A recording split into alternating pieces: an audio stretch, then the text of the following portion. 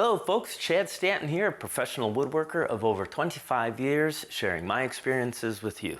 So last week I posted a video called chair crafting, and it originally was like an hour and a half long, and I cut it down to 15 minutes. I did that because I really didn't think there was a whole lot of interest in people wanting to watch an hour plus video on making a chair. But I was so surprised how many people in the comments said they wanted to see it. So I have that here for you today. You'll see the original footage in the previous video, but also you'll note that there will be more in depth on the geometry. I'll explain more about setting the angles up on the table saw. I'm going to give you a couple of shop tips that you'll definitely be able to use on other projects you're working in your shop. And you're gonna see some of my mistakes in the process of making this.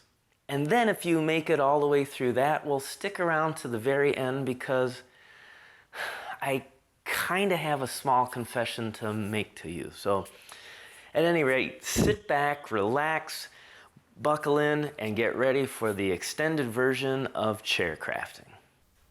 If you really want to improve your woodworking skills, I highly encourage you to build a chair.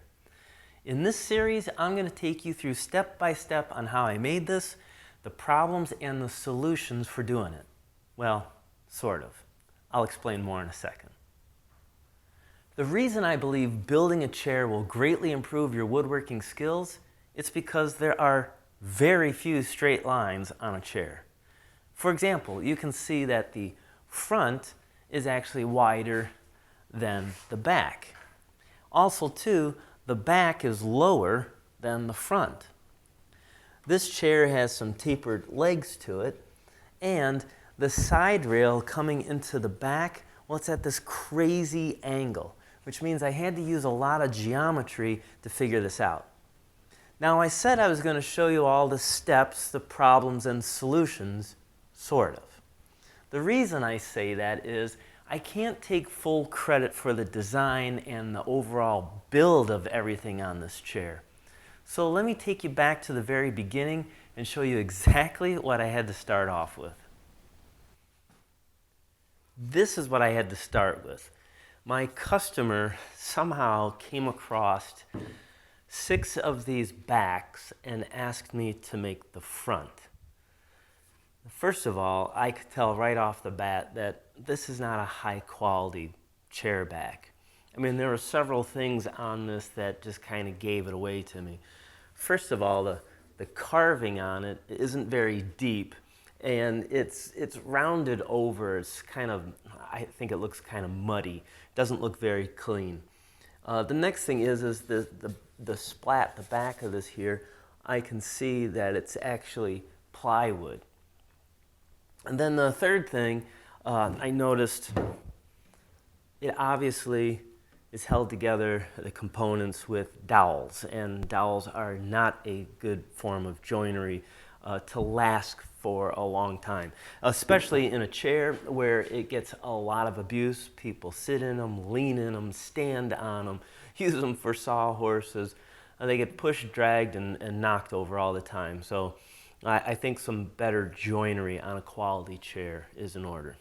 So at this point, I told the customer, look, it's going to cost too much for me to construct the front half of this. You're better off just going to buy a new set of chairs. But I'm a terrible businessman. I probably shouldn't try and talk customers out of that. But he insisted. For some reason, he knows it's going to cost more, but for some reason, he wants me to design and build the front half of this. Now, I had a couple other pieces that he gave me that helped fill in some of the blanks, so let me show that to you. So the customer had one leg and he had one of the side stretchers here, and it looks apparently that there was probably an arm that came off of this and connected down into it. And let me pull this off. I told my customer to make this curved piece was going to be difficult, which meant it was going to take more time, and also I was going to have to use a rather large, thick piece of wood or do like a laminate buildup. So I told him, we're not going to go this route. I'm going to make it a simpler design. So let me show you now what I've come up with and the pros and cons that I'm going to have building it. All right, so here's my version of the chair. This is just a prototype. Nothing is glued or the final assembly here. I just wanted to get it together, show him what I think the chair would look like, and just get his approval. So a couple of issues that I'm running in with is you'll notice that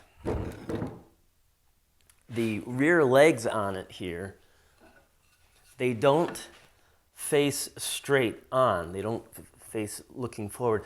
You can see that they turn in a little bit, which means I can't connect right into that back leg. I'm actually cutting in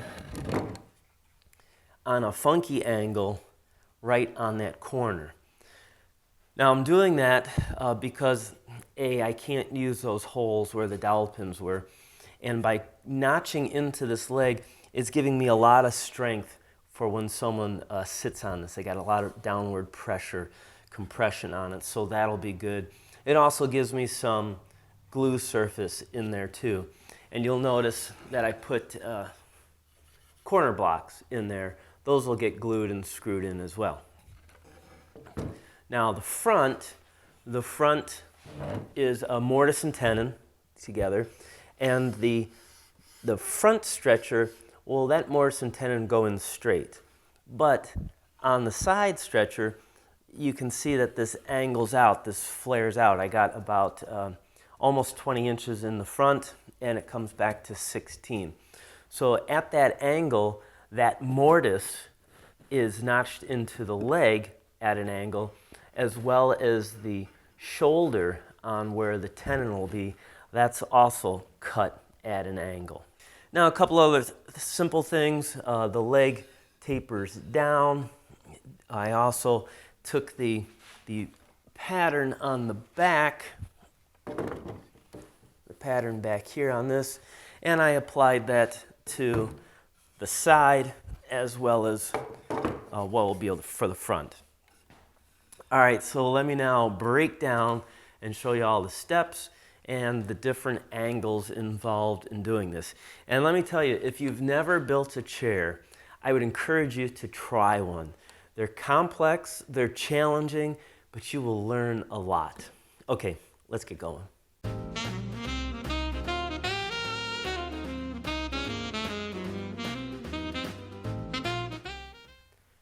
So that was the stock that I just ripped down to cut the legs. And the length of the legs, well, I wanted to discuss that. So the back from the floor to the seat is 16 inches. And then I'm sure there's going to be a cushion, seat cover and stuff on this. So I'll probably put it right around 17.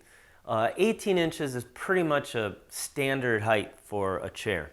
So for the front, I'm going to make the legs 17 inches long. This does two things. One, it's going to bring that front up to close to that 18 inches.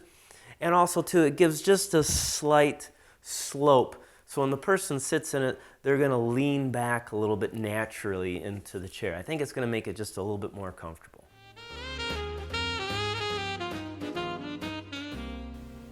I have all the legs cut to the proper length, and I've matched them up in pairs. I even made a couple of extra ones just in case I make a mistake. Now, remember on the chair, I said that the mortise going in on the side stretcher, it's going to be on an angle. In this case, it's 6 degrees. So I made sure not only did I number each of my legs so I don't get them mixed up, I also made a couple of little reference marks on it letting me know which mortise has to be on that angle. And I'm going to show you next how I plan on doing that 6-degree mortise hole. Before I actually start putting the mortise hole in it, it's real important that I get my layout lines on this. So what I've done is I've marked down 3/8 of an inch from the top, and then the mortise is going to be 1.25 inches in length. So what I like to do is, here's a little tip. I like to use this framing square. I have it clamped down to the bench, and that way I can put all my legs up to it and make one mark on this, and I can then make my lines all the way across. I like using the framing square and working on this end opposed to this end, the bottom end, because let's just say that the lengths were slightly off. If I was trying to mark on this side, then the measurements coming down would be wrong. This way, they're all perfectly flat. Okay, I also, besides making the marks for where the mortises are, I also make marks for the front and side, the visible sides. And there's a reason for this. Let me show you. So you'll notice on this particular leg, my mortise is not in the exact center, that it's offset a little bit. And so it's important to know what the visible front and the visible side will be. So here's a leg, and I will mark them. This is one of my practice legs. And when I use my marking gauge, I want to make sure that the fence of the marking gauge goes against the visible face side, all right? So, and another little tip is, I like this marking gauge with the pin for this particular job. So I don't want to scribe a line too long because I don't want that line possibly to be seen afterwards. So what I'll do is I can push the marking gauge in on the line. It makes a little dimple there. And now when I pull the gauge down, it falls right into the hole. So it's a nice way to feel it stop. Okay, so now the other side, again, there. Oops, sorry about that. I had a small glitch with the camera. It shut off. All right, so there we are. I have the lines to designate where the mortise will be. I have the marks for what will be the visible side. I have the marks on the top that indicate the straight and 6-degree angled mortise. And on this one, this is my test piece, but I also have the legs numbered so we keep the pairs together. All right, now it's time to set this up in the mortising machine. Here's the setup, and it took a little bit of time for this, all right? So you'll notice this edge is not square, that it's on an angle.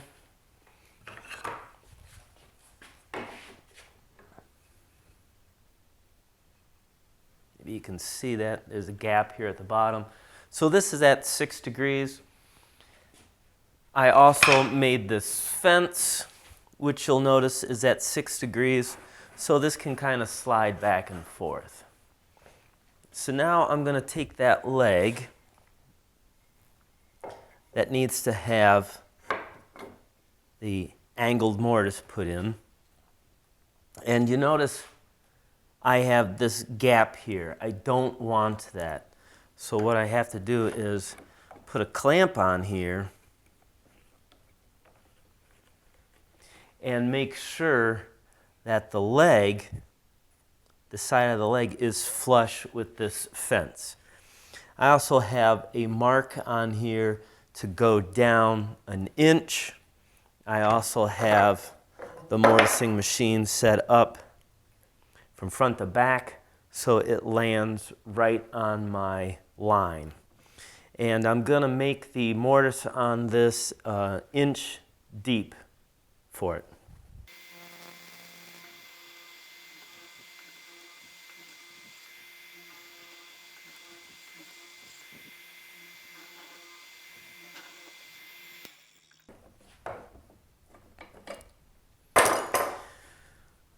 For the opposite leg, it's just a matter of chucking it in the opposite direction. So I have one of the test legs here that I'm going to be practicing on, and you can see it's 1.5 inches in thickness all the way. And what I'm shooting for is a tapering effect down to 1.25 inches. And so that starts right about at 12 inches, and then it tapers down. So first thing I do is, with a marking gauge, I mark in 1/4 inch going all the way around, and then up at my 12 inches here, I now connect the lines. And the first way I'm going to show you how to do this is real simple, just on the bandsaw.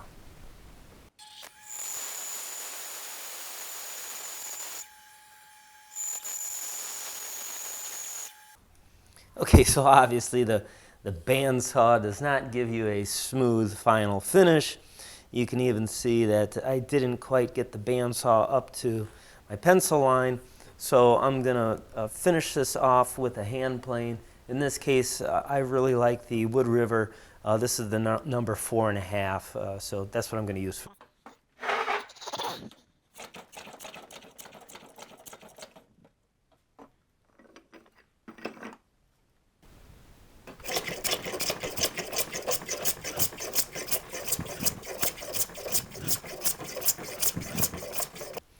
With a real nice sharp blade on this, you can take that down pretty quick. All right, so now I'll do the other side.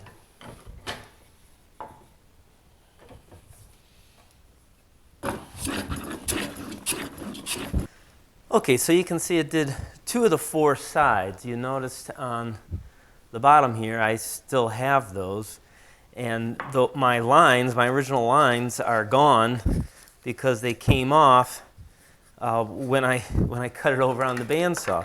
So I have to once again draw some pencil lines on here.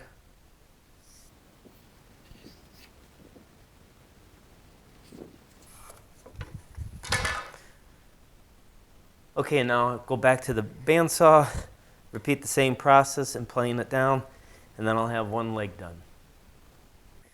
Now the next way I want to show you is how I was taught by Glenn Huey, and this is a really cool trick, and it's done on the joiner.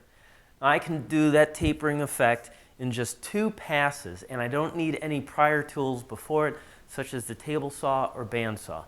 Now before I show it to you, I do have to show you a couple of layout lines that I have to put on the leg first. All right, I hope these pencil marks are showing up on the camera.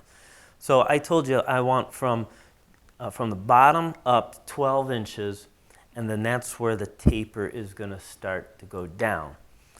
But to do this on the joiner, I want to make a mark in the middle of this distance. So that's real simple. It's at 6 inches, and I made that going all the way around. Okay, a couple of things I want to stress to you is, one, have some scrap pieces that you can definitely practice with, because this does take a little bit of setup, but once you have it, it's good to go. All right, one of the things that's important is that I wanted to find right where these blades will disappear underneath the table. So this line here is right where it's going to stop cutting. The second thing is I'm trying to taper this down to 1.25 inches, and so coming off of 1.5 inches, I have to take off 1/4 inch on this, which means that's actually 1/8 inch on each side. So this is where a little practice is going to come in. I've set my machine up not quite for 1/8. I think it's, and this thing is so hard to read, but I think I have it set for like around 3:30 seconds. Now the trick to this is I'm going to have the bottom, the foot, going into the joiner first. And what I want to do is I'm going to push it until my 6-inch pencil line lines up with this here. And I'm going to do that on all 4 sides.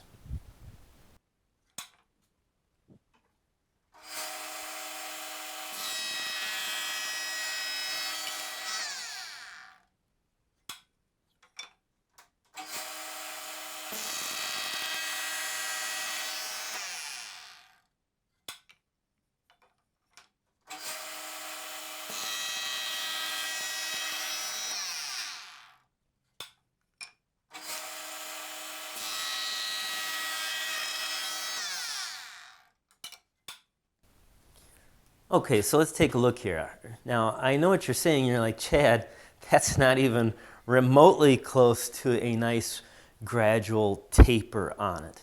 Okay, hang on. This is where it comes pretty cool. Without changing the settings on the joiner, you're now going to flip the leg around. So now the foot, the bottom of the leg, is facing towards me. And I'm going to push it through. Notice how it's laying flat on the joiner? I don't want that. I want to make sure that this part here, this gap, this is down. So the front end is raised up, okay? And then this time now I'm going to push all the way through.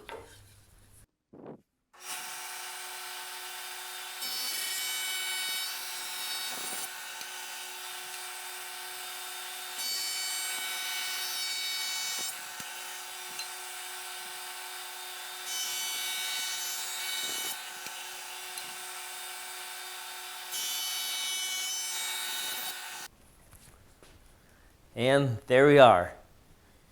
A nice gradual taper down. Pretty cool, huh? Again, takes a little practice, a little setup, but it's simple, it's fast, and it's accurate. Now all I have to do is just clean this up a little bit with a card scraper and some sanding. I'm good to go.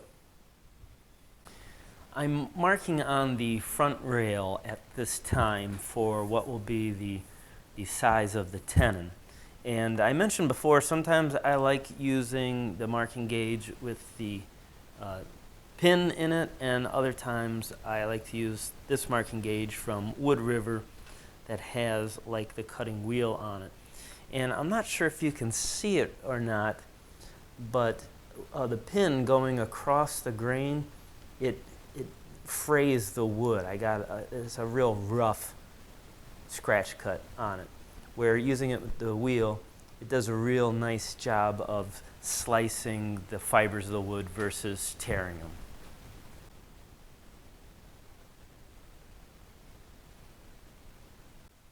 So I'm getting ready to make the tenons on the front rail, and there's a whole bunch of different ways you can do it. You can do it on a table saw, bandsaw, router, you can cut it by hand, or you can actually even use the miter saw. And this was a trick I used to do when I worked on job sites quite a bit. So let me show you the setup. The first thing you can see I have is a 2x4 that I actually have screwed down to my miter saw station so it can't move. And you can see I have a curve cut in it. So what I did was the saw is set up to only plunge down a certain depth. It doesn't go all the way down. And then I made a cut going into that 2x4. I'm not sure if you can see on the camera or not, but I have my tenon laid out on this. So you'll notice, bring this down,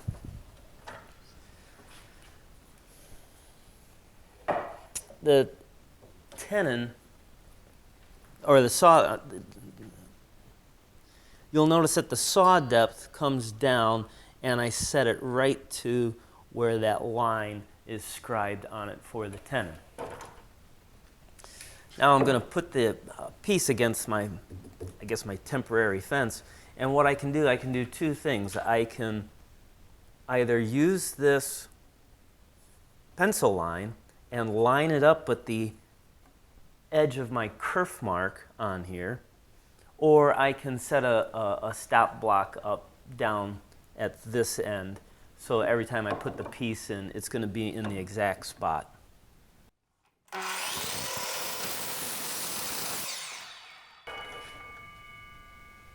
Okay, you can see I made that cut going all the way across right to the line, and you can do a couple things. You can nibble away at this, or you can take it off and put it in the table saw.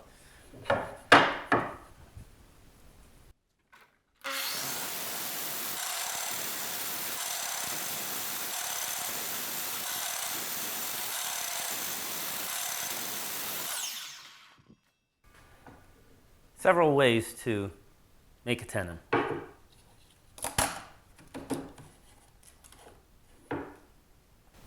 Okay, so that method I showed you over on the miter saw was what I did out on job sites with limited tools. Here in the shop, I'm going to remove the rest of this waste with my stacked dado. So yes, I used the miter saw to define my shoulder on it, and now I'm going to remove everything with the table saw. You notice I have this block that's attached to my fence. What this is this is set up so when the piece goes all the way against the block and I move forward, I have a void here, so nothing's going to get caught and pinched in between the fence and the workpiece. And also it's set up to where the teeth on the stacked dado are just coming in a little bit to the kerf cut that I did on the miter saw.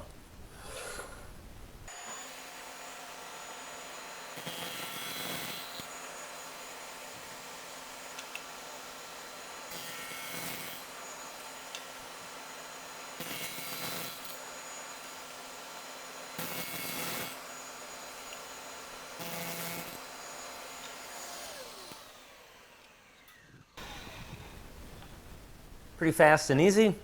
And I like to leave the tenon a little bit fat because I'm going to fine tune it in the mortise. I'll show you that next. All right, the last thing I have to do for this front stretcher to complete the apron is I have to make the shoulder cut. And essentially it's just a matter of readjusting the height on the stacked dado, and I'll do the same procedure.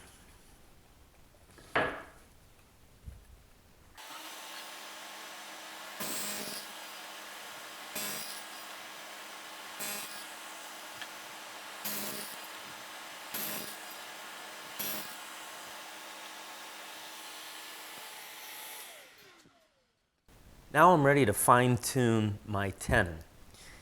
Now you'll notice I go to put the tenon in to the leg here, and it just won't fit. It's too fat. So what I like to do is I have my router plane here, and I have a scrap of wood that's the same thickness as what my stretcher is. And I just simply screwed it, attached it to the router plane. I'll put this in here. And I have this set, so it's going to shave off just a little bit.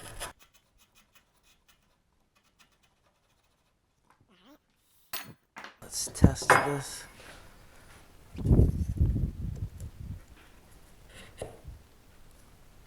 Very nice. Good fit. If you don't have a router plane, I highly suggest you get one of these Shinto rasps. They're a fraction of the cost, and what's nice about it, it has coarse teeth on one side, fine teeth on the other, and many times to fine tune it a little bit more, I can just put this on here and knock some off and test fit it again. I'm getting ready to make the tenon on the side stretchers of the chair. Now, this is one of the more difficult parts of this build, so it's a good idea to make a couple of extra pairs in case you screw this up, because believe me, it's easy to do. Let me show you why. So this is a full-size drawing of my chair, and this is the top view of it. So what you'll notice is that the back is not as wide as the front. So what that's going to give me with this stretcher and tenon coming into this front leg, you can clearly see that this is not 90 degrees. In fact, it's 84 degrees. Now that 84 degrees is going to be what I'm going to tilt the saw blade on my table saw. And in that case, it's actually going to be 6 degrees. Now this is for the top view, we have that angle. Let me show you another angle we have to deal with. All right, I'm not sure if this is coming out clear on the camera or not. The pencil lines are rather light, but this is the side view of the chair. And again, as I mentioned, the front of this chair is taller than the back of the chair. In fact, it's an inch taller. And once again, that means I don't have 90 degrees here. What I actually have is 86 degrees. And that's gonna be transferred over onto the miter gauge on my table saw. And then that's actually gonna be 4 degrees, what this cut's gonna be. All right, I have one of the pieces here with the marks laid out on it. So you'll notice I have my tenon on it. And then for the top has that angle of 6 degrees. Going down the side, I have another bevel set at 4 degrees. Again, on the bottom, back to 6 degrees, and on the side, 4 degrees. So what this is giving me is, you'll notice that on one side of this, the material to be removed is smaller than the other side. So this is what makes this a little bit complex and tricky, but let me show you the setup on the table saw. The first thing you'll notice that I have my saw blade tilted over to, on this here it reads 6 degrees, but in actuality the angle of this is that 84 degrees. And then the second thing I want to do is, let me put this on here. Zero clearance. All right, then the miter gauge, I have this angled to that 4 degrees. And the way I like to check this is I'll put the bevel on here. And the bevel should be going parallel with the saw blade. All right, now this gets really tricky because on the chair you have the left side and the right side, so the pieces are going to be mirrored opposites. So this really takes some time to set up. So let me check in this configuration which piece it's going to be for, the right or the left. The first thing I want to do is I want to lower the blade down to just where it is going to hit the bottom side of the tenon. I don't actually like to hit the line. I like to leave it a little fat. That way I can sneak up on a good fit. So let me lower this down. All right, so I'm going to put this in the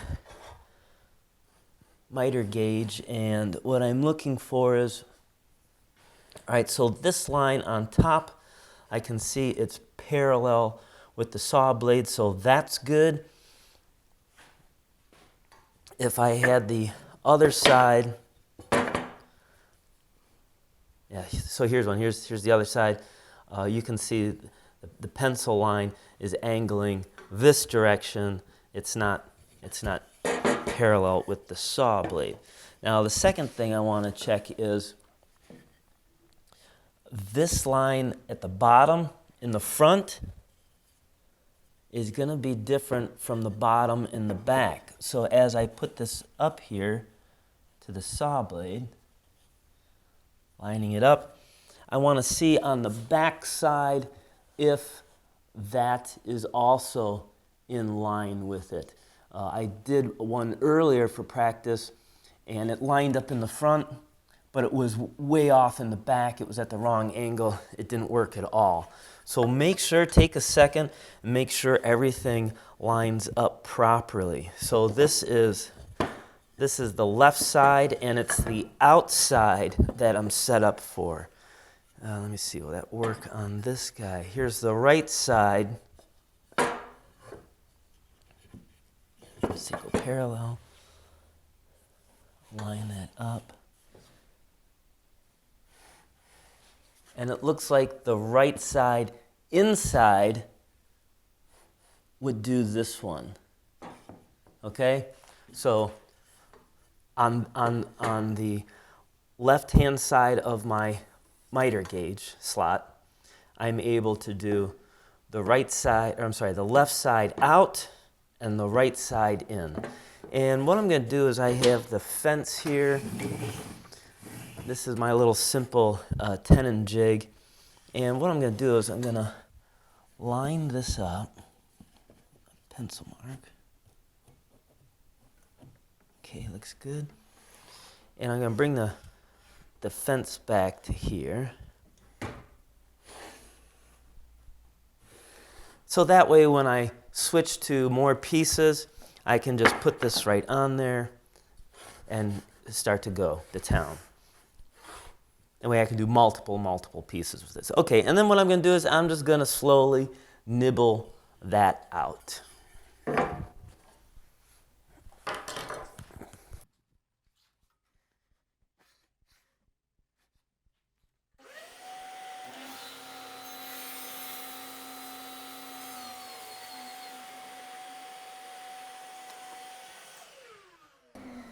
And so right off the bat, I thought I had everything lined up right. I don't know if you can see it or not, but the angle of the saw blade is the wrong direction on this. The angle is coming up in, it should be going out. So that means I'm on the wrong miter gauge slot. So I got to flip this all around. See why I said this can be tricky? All right, I didn't change the setup at all. I'm still 4 degrees here, 6 degrees there, raised it up enough just to hit the tenon. The only change that I made was the piece, the actual work piece. So this is going to only do the left side pieces that are on the outside, facing out of the chair. All right, so let me try it again.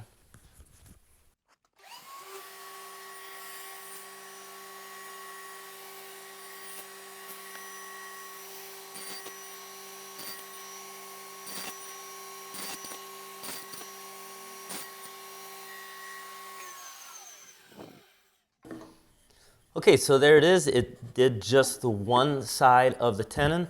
Now I'm doing 10 of these chairs, so I'm going to leave this way it is right now, and I'm going to do all the left side outers. All right, so all the left side outer facing tenons are done. So now what I'm going to do is I'm going to leave the saw the way it is, because obviously I actually can't tilt the saw both directions. It only tilts one direction here. But I'm going to change the angle of my miter gauge. So I'm going from 4 degrees this direction to 4 degrees the other direction. And once again, just to make sure that this is set up right, I put my 4-degree bevel back on there, and yeah, I can see it's nice and parallel with the saw blade, so that's good.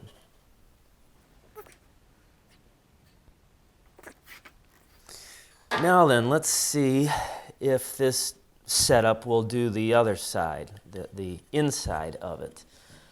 So I put that on there, and I can see my shoulder is parallel with the saw blade. This bottom line here, that's same as in front as it is in back. However, I can see that the line on the workpiece, it's angled this direction, and my saw blade is angled the opposite. So this is not the right one. So here's the right side, and let me try. So this is the right side in, and as soon as I put that on there, I can see that the shoulder line facing up here is not parallel with the saw blade. So I'll turn that around. Okay, so this is parallel. Let's see how the exit and entry looks. So the exit and entry look good, and the line on my piece is angled off, going up to the left, just like the saw blade. So this is the correct setup for this guy.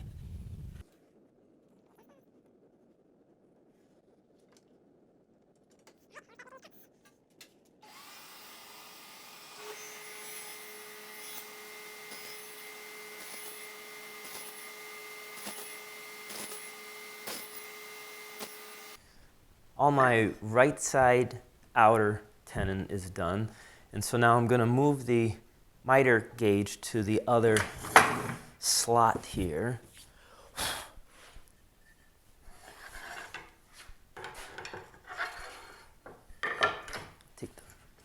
Move the fence over here. Okay. Now I got to see which setup I got. So with the miter the way it is, if I put that on. All right, so this is not parallel with the saw blade. So it must mean I have the left side inner is what this looks like it'll cut.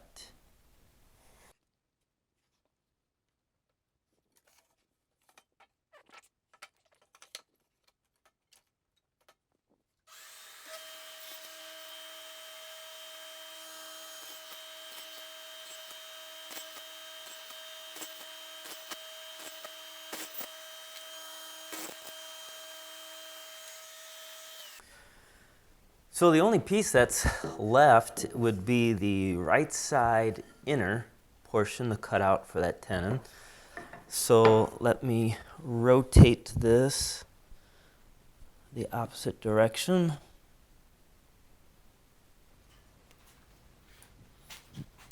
Check it for being parallel. Oh, just a little. There we go. There we go.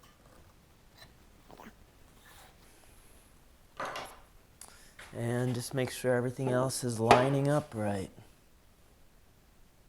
And the blade line is angled that way, blade is angled that way. Yep, that's got to be it. I'm thinking this is good.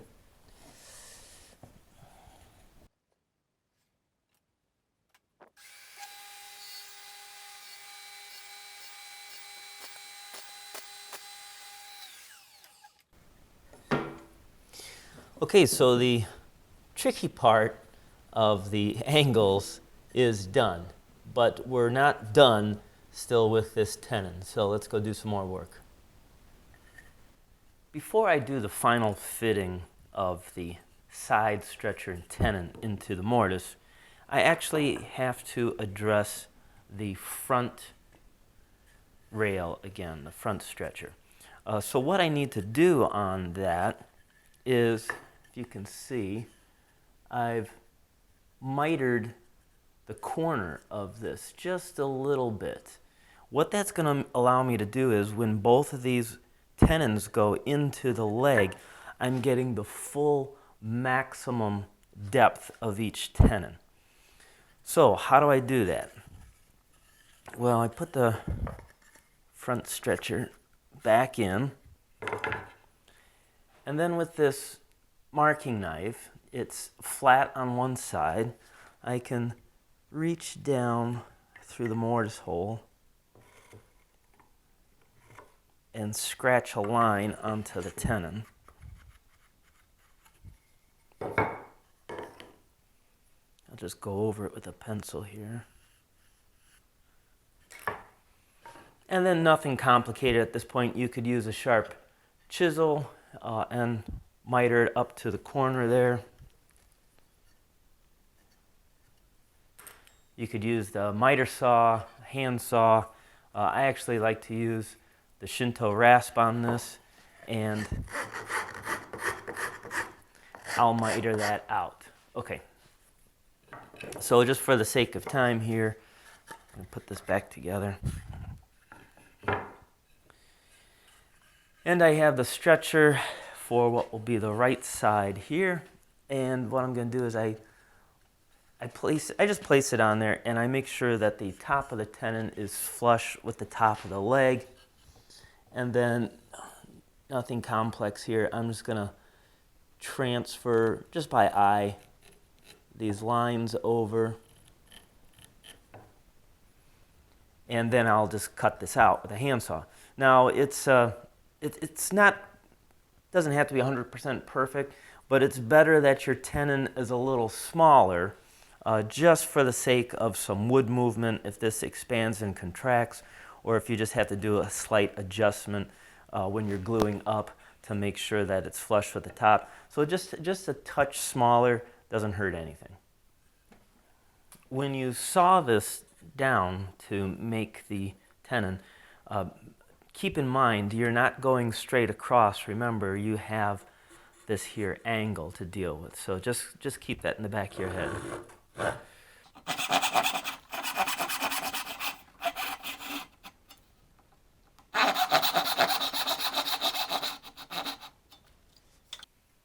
Okay, same thing on this cut here. Remember that this also is on an angle. It's not going straight across.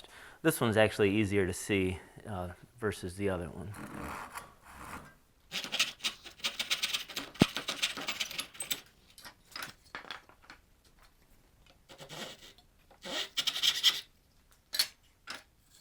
All right, once again, just to rehash, I make my tenons a little bit larger, a little bit fatter, and so now I'm going to sneak up on the fit for that mortise.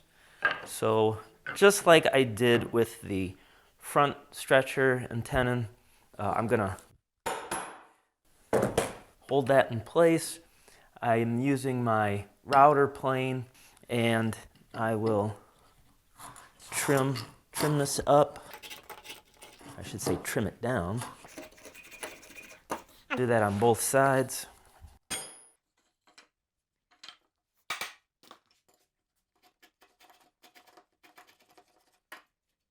Now I'll test fit that into the mortise, and then I still have one more cut that I have to do on this. Now the final cut is once again on the tenon. Remember, we have this 4 degrees going across on the stretcher here. So I need to have that 4 degrees up here on the tenon. And I'm simply just going to do that on the miter saw.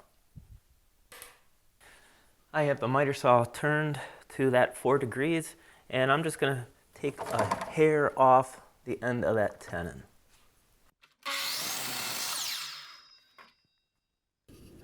So just like we did with the tenon on the front stretcher, I went ahead and mitered that corner up so I get the maximum depth in there, and then let's put it together. Looks good. We have all our angles working for us, no gaps, and it's a good fit. With the side stretchers done and fit into the front leg, the next crucial thing is getting the stretcher cut and going in to the back leg. So as you can see a close-up of this back leg, as we mentioned before, it's not going the same direction as our stretcher. So this means I'm going to have to make one cut coming in from the side here, 90 degrees perpendicular to this. And I also have to make another cut coming in parallel with the stretcher.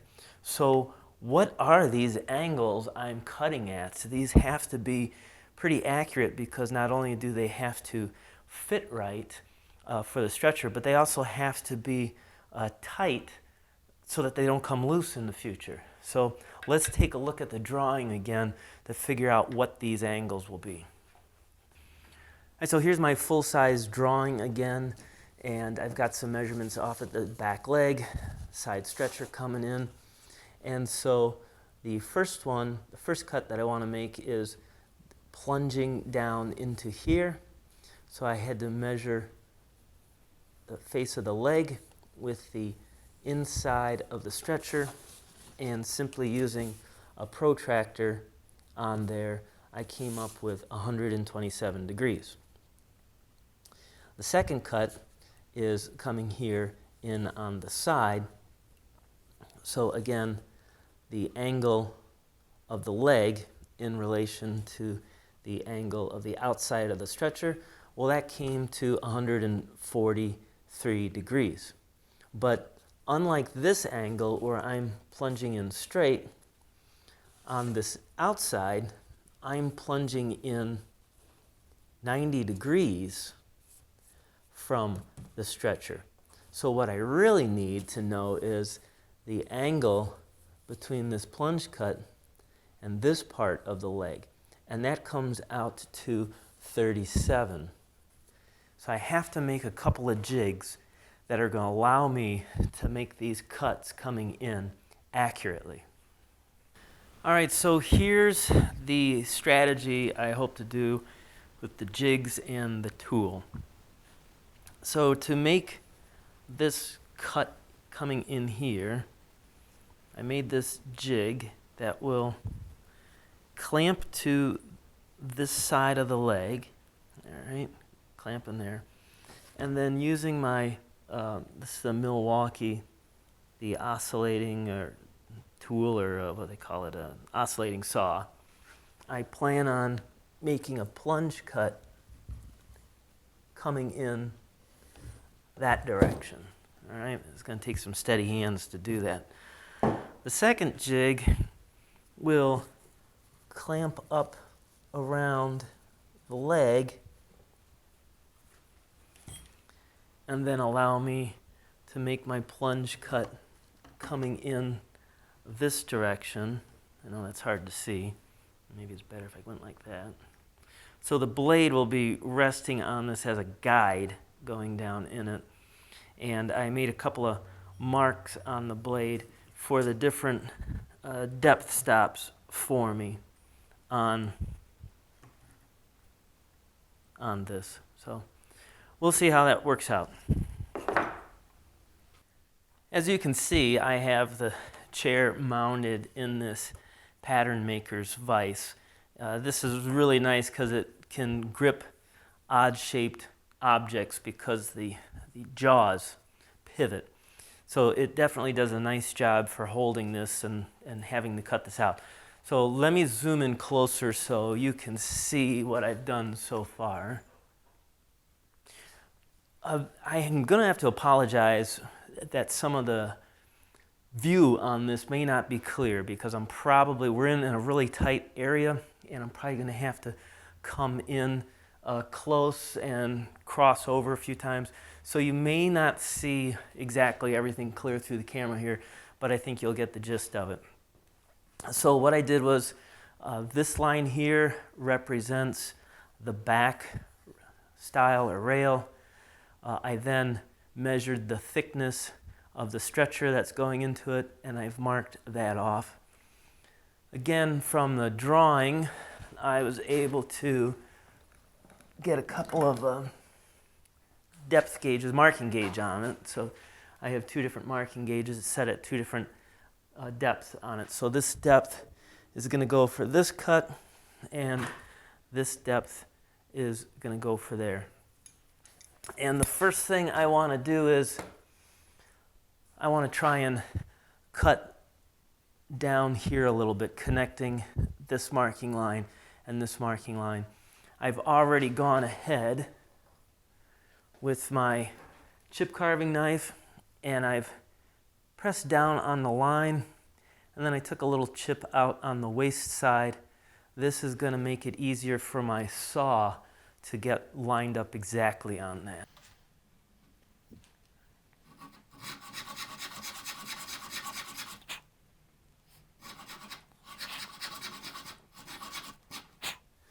If I go past this line down here a little bit, that won't matter a whole lot because this will get covered up on the inside with the seat, but I really don't want to go past that back line, so I'm trying to be real careful.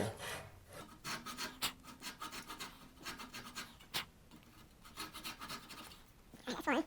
I'll do the same for this side.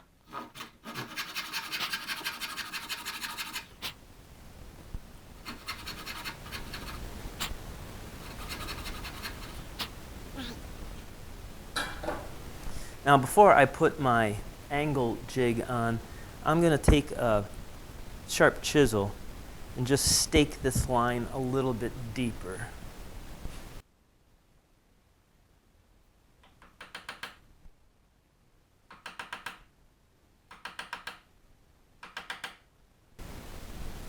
And then I know in both of these corners it's going to need to be deeper just because the saw doesn't get in deep. So I'll put the chisel in there.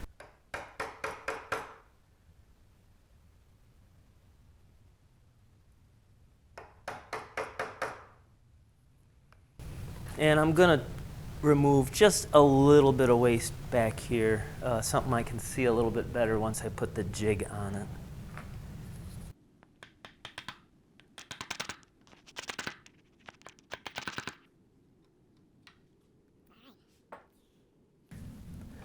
So I'm gonna remove the tape and put the first angle jig on.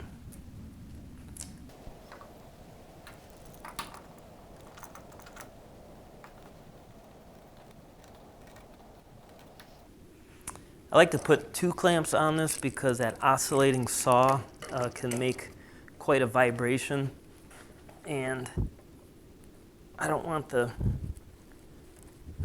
jig coming loose.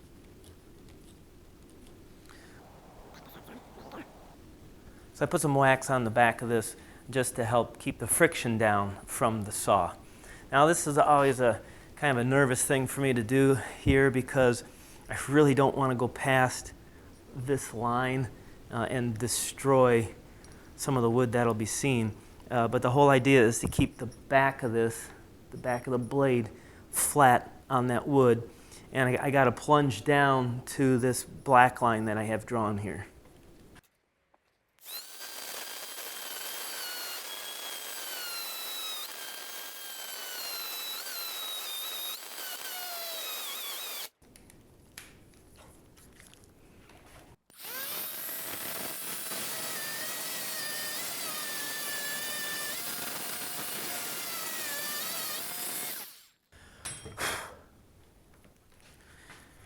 All right, that's the first cut.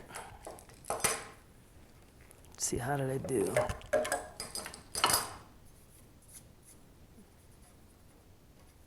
Yeah, overshot it just a little, but that should probably clean up with the stain or even a little wood putty. Not too bad. All right, I'm gonna have to rotate the whole chair around, the vise and everything, to get the second jig on there. So let me do that and we'll come back. Okay, you can see I flipped the chair all around in the vise, and let's just zoom in to get a little bit closer. So this is the second angle jig that I have on here, and this cut doesn't have to go as deep.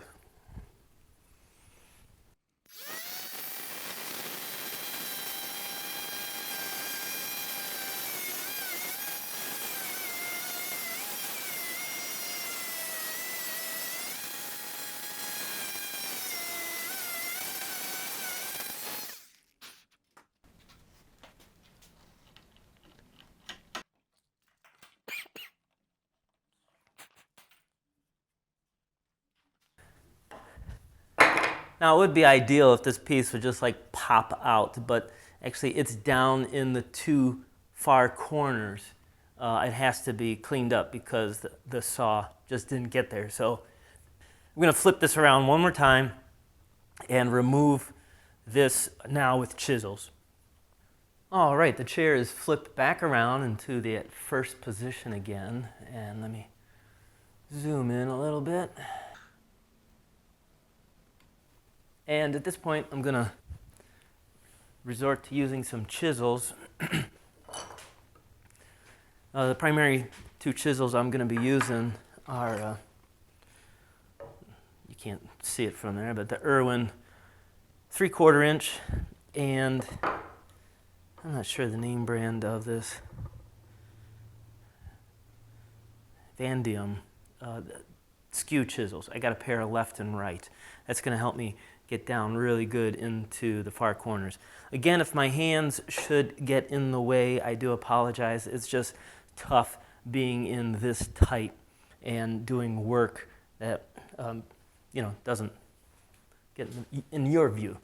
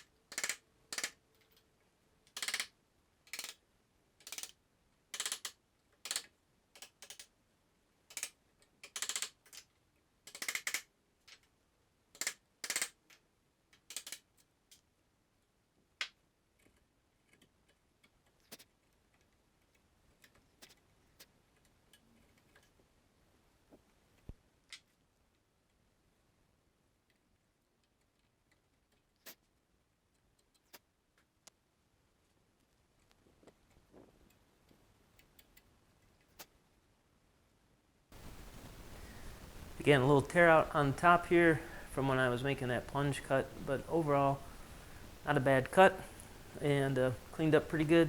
We'll do a test fit. All right, let's do a little test fit here.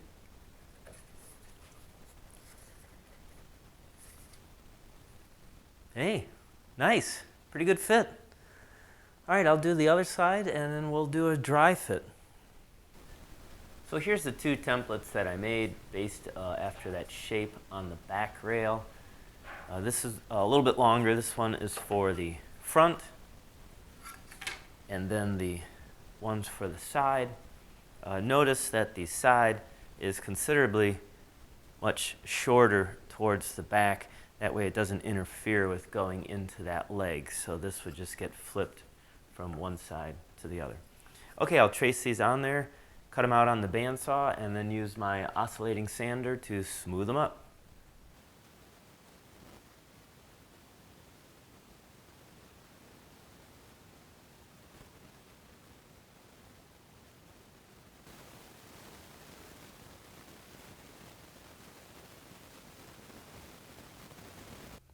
All right, even though we have the mortise and tenon, I still want to put a support block here to reinforce this corner.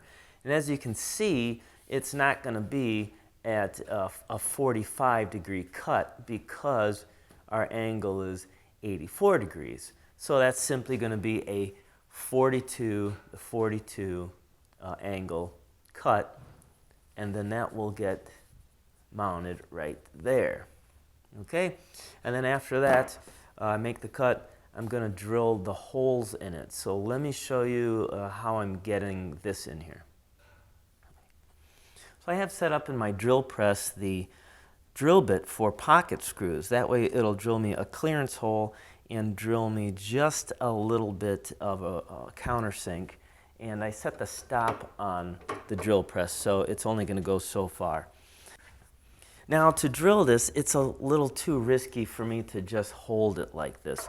So I have one of these wooden clamps that I've mounted it in, and that way it holds it down nice and firm, and I go ahead and drill those out.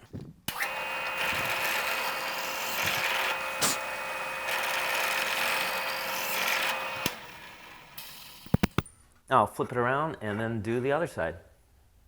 All right, so you can see we have the front corner blocks. These will get glued and screwed in.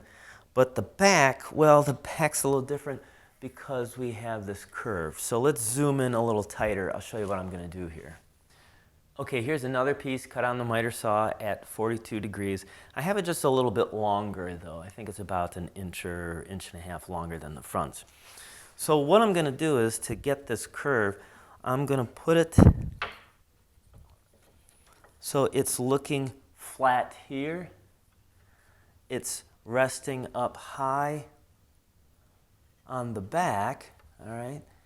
And then I'm just simply going to take my pencil underneath here,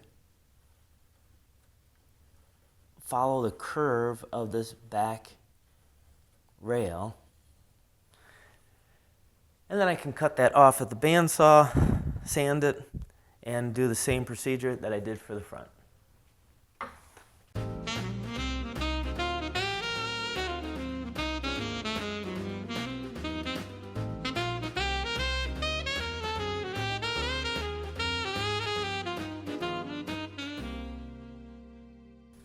And here it is, the back brace is on there. Once this glue dries, she's going to be all nice and tight. But I did forget to drill the holes in. It's something I'll probably do for the others. So I'll do this now and go back and do the other pieces. This is what I'm making up for the seat. It was actually some 2x8s that I planed down to an inch, glued them up together, and now I took some plywood and I made what will be the template for the seat pattern. I'll trace this on here, cut it out, and then I'll show you how I'm going to shape the profile of the seat. So I've cut the seat out on the bandsaw. You can see I have it clamped to my bench here. And what I want to do is I want to add some shape to it. Because right now, if we sit on the chair, after a little while, it's going to be a little bit uncomfortable because it's just flat. So I kind of want to dish it down a little bit. You can see I have a line going across here. I have a line in the middle, 2 lines here, and so I want this to scoop down a little too so that the legs will be resting in it a little bit more comfortable. And let me show you the tool I'm going to use for that. So this is the tool here. This is the Arbotech Turbo Planer, and it's not the whole thing. This is a grinder. That's separate. It's just this disc. And what's cool about this is, unlike the other ones that you see, like the little chainsaw, this has 3 blades on it, so I can work stuff that's flat, but the blade also is curved so it comes up on this edge. And this will allow me to get in tight at a corner. It allows me to dig in deep and fast, but also even with a light touch works very nice too. So this is going to shape my whole seat, and it's going to do it super easy, very nice, and very fast.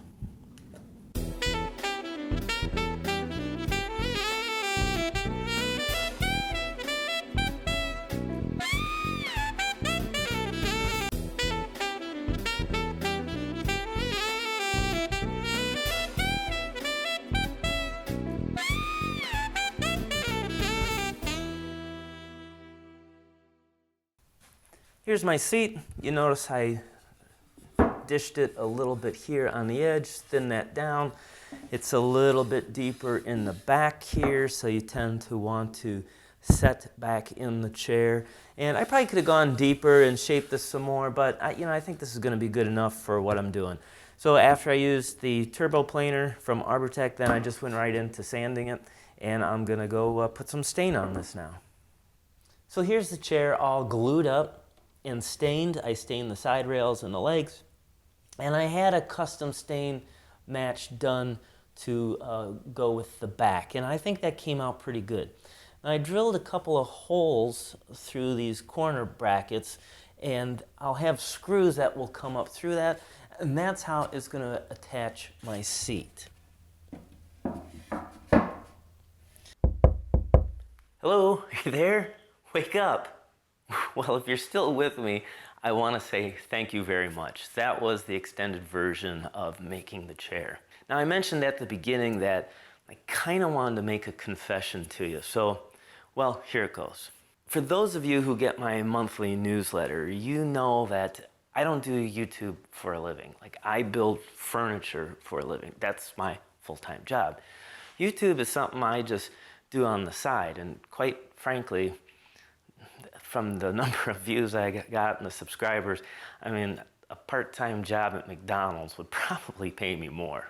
Now, that's not to say that the YouTubers out there that are doing really well, I'm not discrediting them at all. I mean, they've cracked the code or the secret to making YouTube successful for them. But that's a lot of pressure these guys got. I can only imagine. I mean, just to give you, for instance, for every 1 minute of video that you're watching at your end, it's over an hour on my end. I mean, you got to consider these YouTubers, they got to get the camera angles just right, get the sound just right, get the lighting right. Then they have to actually film it, and hopefully they get their lines right. Then after that, they have to go in and do the editing, you adjust the sound, adjust the color, you got to do the rendering, add the graphics, make the thumbnail, all that post-production stuff. And then the time to upload it, the tags, the description. Trust me, doesn't sound like much. It takes a lot of time. So why am I saying that? Well, because this really doesn't pay any bills for me, many times I just think, why bother? Why should I keep putting forth this effort? But you all, on this last video, you're the reason that I'm still going to keep doing it. I wanted to thank you because I truly didn't believe anyone wanted to watch this long of a video. And it's kind of given me new energy again, that there are people out there that don't just want the easy projects, the pocket screw projects that all go together, or making cutting boards or birdhouses, which is fine, but at some point, if you want to get good at this craft, you got to go out in the deep waters And that's where I feel my channel goes. I could stick to really easy stuff and maybe I'd have better views, but there's so much of that out there already. I want to take people in that want to know the more intricate things of woodworking. And so I feel that's who you are right now. So again, thank you so much for watching the video, taking the time to comment. If you want to like and share this, that would be wonderful. That would definitely help. So anyhow, as always, thank you so much for watching and keep on dancing.